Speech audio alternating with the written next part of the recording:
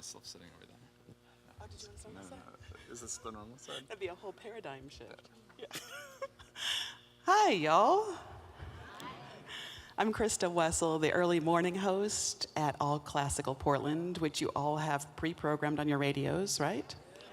I'm glad to hear that. There's nothing like suggestive sales.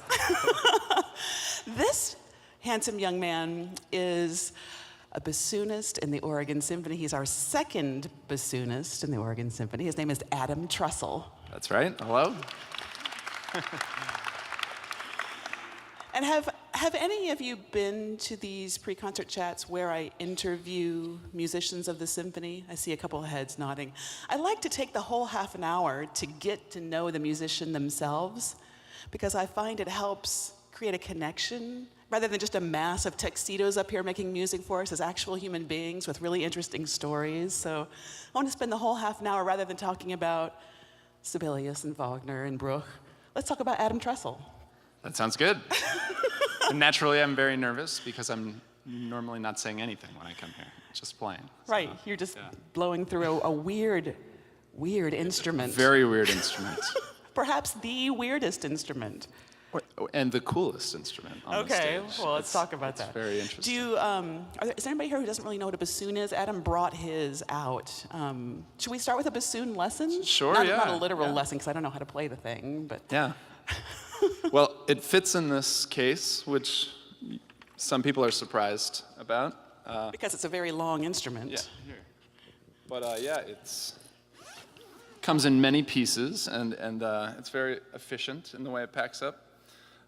What do you want to know about it? I want to see you put it together. You want to see me put it together? Okay. You know, I've interviewed... I'm used to doing these demonstrations for kids in, like, elementary school, so this is a little bit different. Will you please talk to us like that? That would be great. Okay, sure, yeah. That's my comfort zone. So, so this is the boot, also known as the bass joint, and it has a U-tube on the bottom, which kids in elementary school and middle school love. YouTube? Because there's a YouTube video, yeah. The wing joint goes just like that, hopefully. Yeah. Very precisely like that. And then this is the long joint. So yeah, it gets quite big. And then the bell. What do you call this? This is the bell. Yeah. Bell. Like Joshua Bell, like the soloist. This is a Heckel bassoon. And it's kind of like the Harley Davidson of bassoons. It's all black and sexy all in like the that, sound. Too. You know what I mean? It's from Germany. It was made in 1972. So it's about, how old does that make it? 44? 54. 44. Okay. I was like, I'll believe anything you tell me right now. So yeah, and I bought this. Gosh, it was my second year of my master's degree, and my teacher told me, if you don't get another bassoon, you're not going to get a job. And so, you know, I was 24, and I had no money at all. And he said, you've got to go out and buy this thing that's going to cost you about $30,000. And the prospects of getting a job are slim to none. So, you know, so naturally I said, great, yes, let's do that. Of course I'll do that. And so I bought this bassoon. Wait, what's this part called? This is the bocal. B-O-C-A-L? B-O-C-A-L, yeah. And my first bassoon teacher, Ardith, told me when she first helped me put the bassoon together, Adam, the bassoon, the bocal is like baby's eyeballs. You have to be very, very, very careful with them. They can, you know, break in your hands. Are they very thin metal? Is that why? It's very soft. You could bend it and ruin it. And I actually went, after I bought that bassoon, this bassoon, I went to Germany and I went to the factory and I picked this bocal out to match this instrument. Yeah, so I tried about 80 bocals and I bought this one. Oh, so they're interchangeable. You could have one kind of bassoon. I've got another one. Oh. Yeah, there's another one in here. Well, I knew you were going to pull out about 1 million reeds. I didn't know you were going to have more than one vocal. Yeah, well, I usually don't play the other one, but just in case something were to happen. Oh, and I they're different sizes, so we don't have any way to tune. You know, on the string instruments, they tune, you know, tighten and loosen strings. But we don't really have anything like that. On clarinets, you know, you can pull out or push in. With the bassoon, you don't have anything to pull out or push in. So I didn't realize that. yeah. So and we make reeds, and that's how we that's kind of how we deal with our intonation. But if things go a little high or a little low, there's not a whole lot you can do. You know, you're playing that reed. So every once in a while, people change vocals. Is why I brought that up. Interesting. Yeah. Okay, so the first thing that I notice about your bassoon, Adam, is that it's black, and Yes. most bassoons, to my eye, are reddish. Yeah, well, Heckel actually has several different finishes. There are 8 different finishes that you can have. And I love our bassoon section, actually, because Karen, the principal bassoon player, she plays kind of an orange, blonde, something color. It's really pretty. And then I play this black instrument, and then Evan has kind of a reddish bassoon, but there are actually many more colors. But I like to think of how diverse we are with all our different colors. The united colors of the bassoon section. And when you pointed out the U joint, does that mean? Oh, the U-tube. The U-tube, yes, sorry, Well, U-tube. It's important just because the beginning of the bassoon starts here and it goes all the way down to the bottom of the instrument and then all the way out the top. So Sorry? how much does it weigh? It He wants weighs to know. about 15 pounds, 16 pounds, so it's pretty heavy. And what's cool about the bassoon, I'm glad you asked how much it weighed, because we have this seat strap, which is really cool. And I might actually steal this seat, actually, if you want to be my bassoon stand. Okay. I've got it. Well, so this seat strap, oh, sorry. You guys are much closer than you normally are. You need this You microphone. guys aren't supposed to get this close to me. So he's put the seat strap under. So yeah, I'm sitting on this strap, and the strap holds all the weight, which is kind of cool. Isn't that amazing? The middle schoolers love Look, that too. Ma, no hands. Yeah, so that's kind of how Can that you works. play it standing up? Is there like a harness you can wear? Yeah, you can They wear don't a harness, have- but it looks they- so silly. You they know? don't have It's bassoons and like marching for band. concertos, but you never see a bassoon. I mean, you guys all come to the symphony, and you never see a bassoon player playing a concerto. I mean, we do it every once in a while, but Okay, but now we the often. we want to hear this thing now that you put it wanna hear together. it, I Yeah. know. Okay, let's see. How long does that last? Or do you have to buy another one in another 20 years or something? Wait, we've been asked, had a question. How long do bassoons last? How often do you have to replace them? Bassoons last. They can last forever, and that's a great question. But they are the whole right side of the instrument is lined with a hard rubber lining, all the way down to the bottom, and then after the U-tube, after the air passes the U-tube, everything on the left side is unprotected wood. So that's important because if moisture, condensation, spit, basically, if it were to get onto the wood, it would warp and it would deteriorate over time. It would, what's that word called when that? Deteriorate? Yeah, deteriorate it. Yeah, rot. It would rot. Yeah, that's the word. So anyway, yeah. So on the one hand, the bassoon is the most expensive woodwind instrument, but it's also got the best longevity. So oboe players, they have to buy a new oboe every 4 or 5 years, and they have to spend $8,000-9,000 Yeah, for I one was of those. surprised. or- I interviewed Marty Hebert, the principal oboist, and he Yeah. said, he Yeah.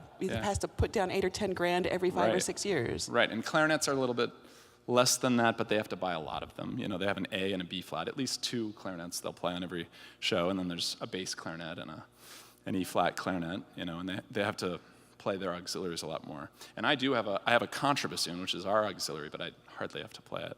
I just have it because it's fun. 'Cause it's a cool thing. 'Cause it's cool. Yeah, exactly. So how did you get paid for it? Oh, how does a young kid afford 30 grand? Yeah, I took out a loan, and I was very fortunate to get a job right after that and pay off this bassoon. I had a bassoon before, and I was able to sell that bassoon for $14,000, so I was halfway there.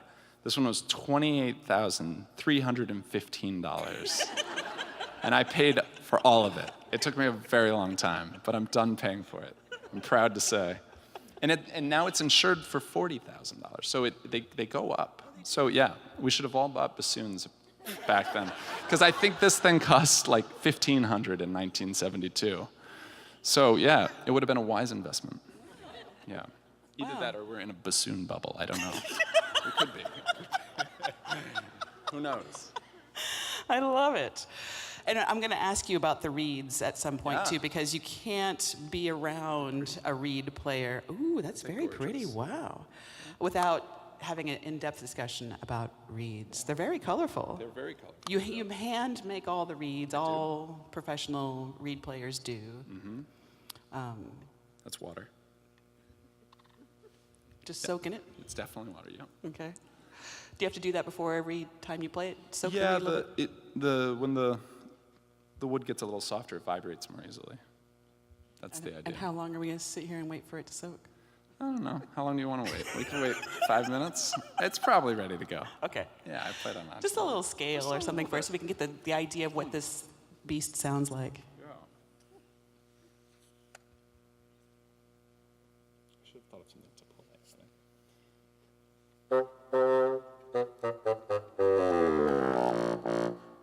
That's the bassoon. That's the lowest note on the bassoon, low B flat. The contrabassoon actually goes an octave lower. And I just realized this recently, but I think the lowest note on the contrabassoon is actually the lowest note on the piano. Oh, interesting. Is there a contrabassoon on the program tonight? There is, Good. just on the first piece. That contrabassoon only goes to low B flat, and there's a contrabassoon that goes to a low A. And a low A contrabassoon is quite a spectacle because the top of it comes up much higher, and it's this big upside down U, and it's cool. It's cool looking. In my former job, Karen Sandine, who's the contrabassoon player in Omaha Symphony, she bought the contra from the guy in LA, Norman Hertzberg, who owned the contrabassoon that played all of those old cartoons, you know, all those old Looney Tunes, all those things. So it was cool to sit next to that contrabassoon for 6 years. So that was the low end of the bassoon. Can we hear the high end too? Oh yeah. So it starts down. I'll play the whole range.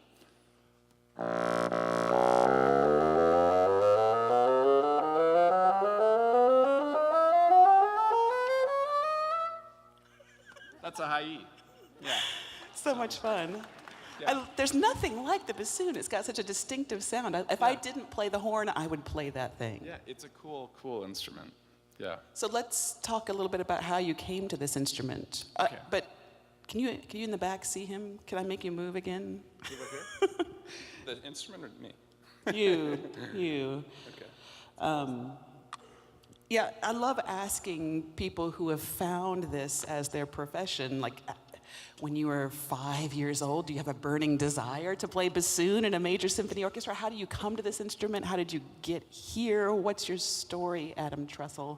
Well, you know, there are people, I teach lessons, and I oftentimes will have people that come to me that want to learn to play the bassoon because they're so fascinated by it, and yeah, that's their situation. Even kids that are like, wow, that's such a cool instrument, you know, Mom, I want to take lessons.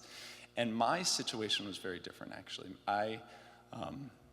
My mom signed me up for band in December of my 6th grade year, and they only had the bassoon, and I had no idea what it was, but that was my only option, and so that's why I played this. And here he is today. Yeah. So I got stuck with it, and it worked out. So Do you have a feeling? it's been a good relationship, you know. We never broke up. What's that? The same one you sold for $14,000? No. That was also a black bassoon, actually. It was plastic. It was a Fox 41. Fox is an American bassoon maker. And I played that for a couple years. And then my dad bought me another Fox bassoon, but a wooden version, which I played all the way through middle school and high school. And that bassoon was $3,400, I think, at the time. And that one, they all are appreciated in value. That I think we sold that for $4,000. And then we got the next bassoon, which was a professional model bassoon. And I wanted a black one, actually, because my teacher played a black bassoon. And so I ordered the fanciest Fox bassoon that you could get, and it was a Fox 601, and I ordered a black one. You know, I got to pick the finish, so. Why was a black one important? Just because your teacher played a black one? My teacher played one, and I thought it was really cool. I wanted that. Well, obviously. It's obviously cool, I want to see, right? like, you paint orange flames on it or something. You can paint whatever you want on it. Yeah. Rock and roll. So Something like that. we kind of skipped over the reed bit, Oh, yeah. but in talking to you Yeah. earlier this week, I learned that reeds were part of the reason that you really got fired up about this instrument, which makes no sense to me. Really? Because don't double reed players spend most of their existence on this planet making reeds? Yes. Most people, and to most people, it leads to their end with the instrument. Like, they don't want to do it because of the reeds, because it's frustrating and it's hard to do. But but I think it's actually really cool. It's fun to kind of craft these little things, and they're so important. I mean, what you realize when you get better at the instrument is you're not just a player, you're also a reed maker. And you have to kind of balance these two things.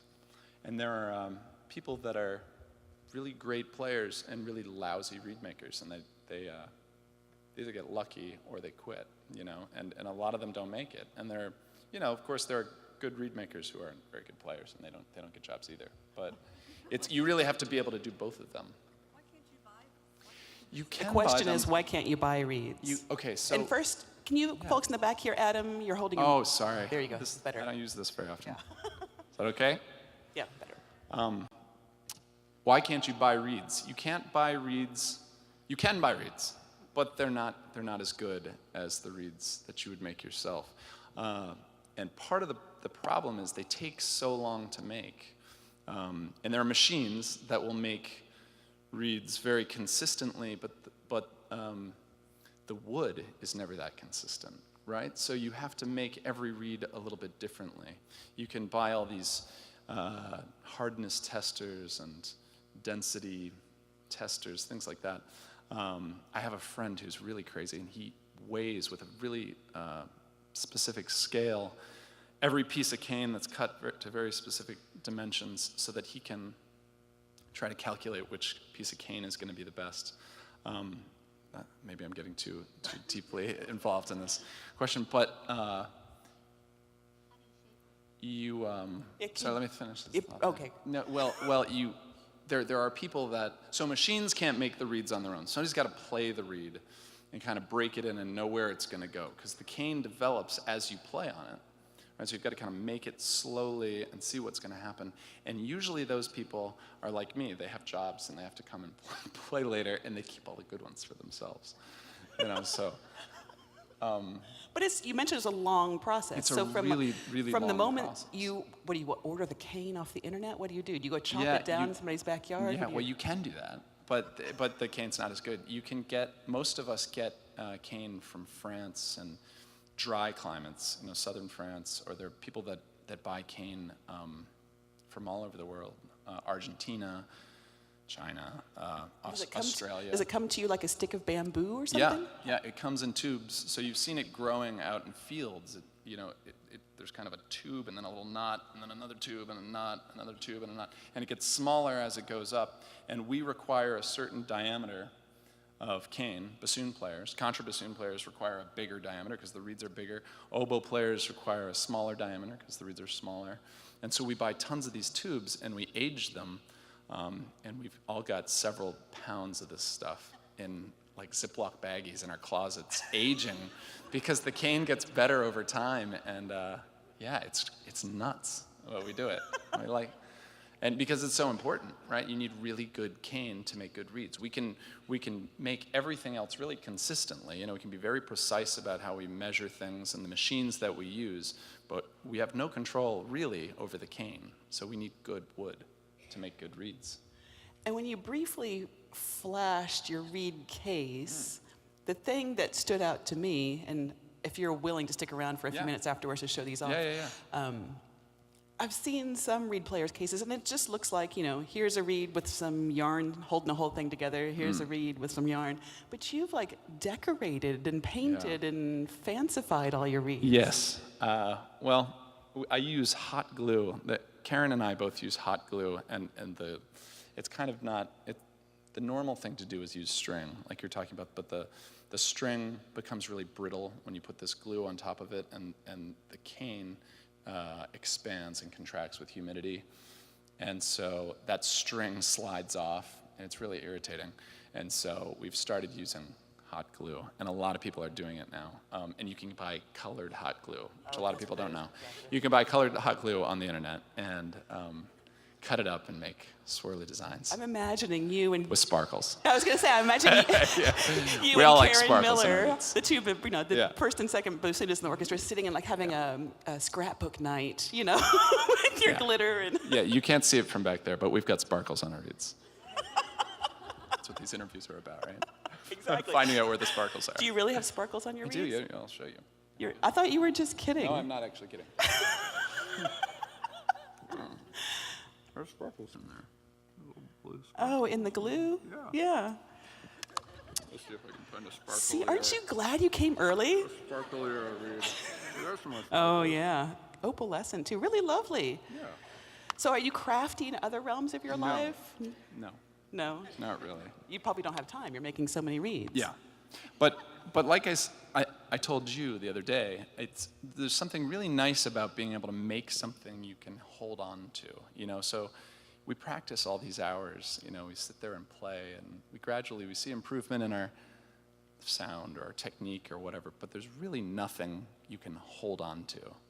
And so what's cool about making reeds is you can look at them and hold them and pick them up, and that's really satisfying after, 'cause music is after so- all this work you do that you really have nothing to show Good point. for it. Because once know? you play tonight's concert, it's gone. You've gone. got no Right, tangible. nothing to hold on to. Do you ever hold, like if you played really well tonight, will you hang on to that reed and put in a Oh, yeah. special keepsake box? Yes. Yeah? Yeah, that's an insurance policy. In case I don't have any good reeds for another time, I'll use those. So I've got lots of these. And how long will... I actually have a safe deposit box. You do not. I do. Do you really? And I put reeds in there. I know that's crazy, but I you know. Wow. And how long will the average Just in reed case. last?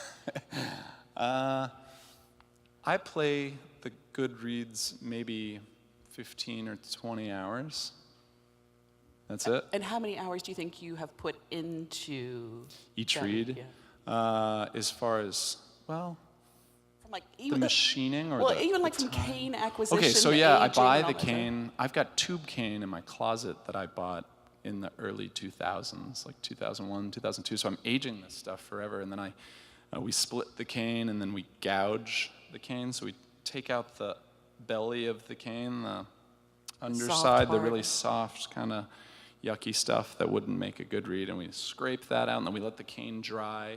It probably only takes a minute or 2 or 3 to gouge each piece of cane, but then I'll dry it for another 2 or 3 years. Wow. And then I'll shape the cane, and so I give it the kind of that curvature, and profile the cane, and fold it over and make what we call a blank, which is an unclipped tip. I'm gonna put this down because it's heavy. 16 pounds.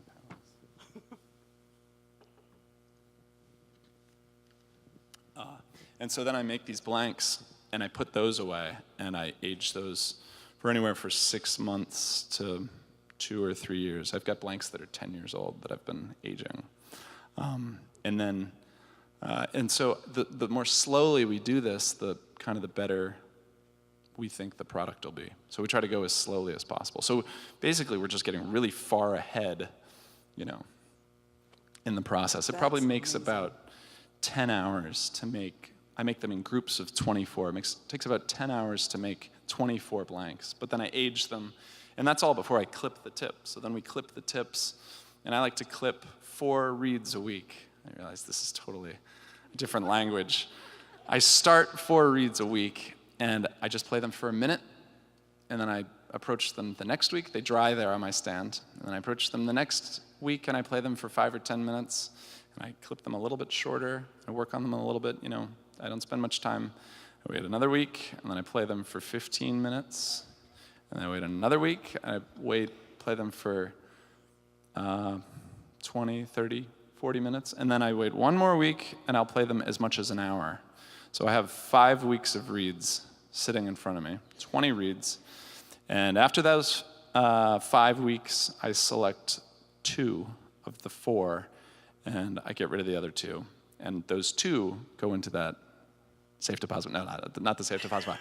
They go into a case that I'll kind of filter into the case that comes to work.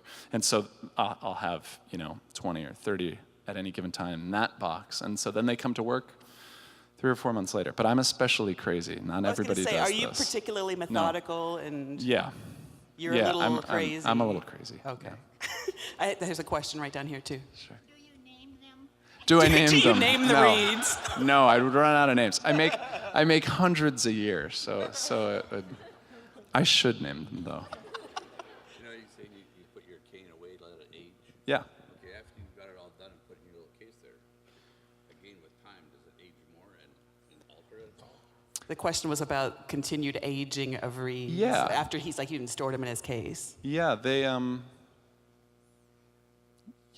I think they just get better and better. At some point, the cane deteriorates. So when I was first starting out in my professional career, it was my goal to find the oldest cane I could find. And I found, some guys that had owned some woodwind stores, shops, and had gone out of business. And I was like, those are the guys with the good cane. And I bought a whole bunch of cane that was way too old. So it was 40 or 50 years old, and it had started to get soft again. But no, I do make and sell reeds, and I found that the older reeds, how I was talking just a minute ago about discarding some, I'd put them away, and I came back to them 6 months or a year later, and I'd found that these reeds were really good, much better than the stuff that I was playing on. And I thought, what am I doing? I should be playing on those, so if I can just get ahead here, then I'll have better reeds to play on. So. God. That was probably way too much I detail. had no idea we were going to end up in a discussion of reeds like this. I've got maybe 2 or 3 more minutes before I need to wrap it up, but I see a couple of hands, so a couple more questions? Yeah. I just wonder, what does one of these reeds cost? I sell reeds. Well, you can't charge as much as you would for the time and the effort that you put in for them. I charge $25 for a reed, but I've got by the time I sell the reed, I've got 6 hours into it. And that doesn't include the cost of the materials or the machines. I've got probably $6,000 or $7,000 worth of machines that I bought just to make these reeds. You know what I mean? So you can buy a machine that was made by a factory, a reed that nobody's played on or tested for $15 or $16. So that keeps the cost down. But for a professional reed, that's pretty decent. 25. Anybody else have I see a hand over here. Do you want to holler it out and I'll try to repeat it? When you store the cane, the reeds, do you have to humidify them, humidor, or anything like that? I don't. I like them to dry out, actually. Here in Oregon, obviously, we have the problem of too much moisture, right? So them getting wet and them getting dry is really an important part of the process of them aging. But as long as they're pretty dry, I think they're okay to be stored for a while anyway. My students end up with these really moldy reeds, and I try to explain that you've got to get the moisture out of the reed before you put it into a very small, confined place. And we talk about that for the first 2 years of lessons. Do you know what's so funny is that I had planned to talk all about Adam's life as not only the second bassoonist in this orchestra, how he got here, but how important teaching is to him. So I'm going to suggest that you all come back to the pre-concert chat tomorrow. I was actually really nervous about this conversation. I thought we're not going to have anything to talk about. And we didn't talk. We talked about bassoon reeds. Yeah, I'd like to talk more about who he is. So serious. After hearing Joshua Bell play, you're going to want to come hear this again anyway, right? So come early again tomorrow. He sounds amazing. We'll talk He's an more incredible about that. musician. And I should say too, if you know any young bassoonists or want to be bassoonists, or you think this chat will encourage somebody in your life to become a bassoonist, this chat has been videotaped. Did you remember that? Yeah. It's been videotaped by Joe right there. And it's going to be archived on the All Classical Portland website tonight. So just send them to allclassical.org and you can watch this or refer friends to it at will. So Adam, it's been great Christa. getting to know you. It's been great getting to know you too. This is Adam Trussell. Thank you all for coming tonight. Thank you. Thanks.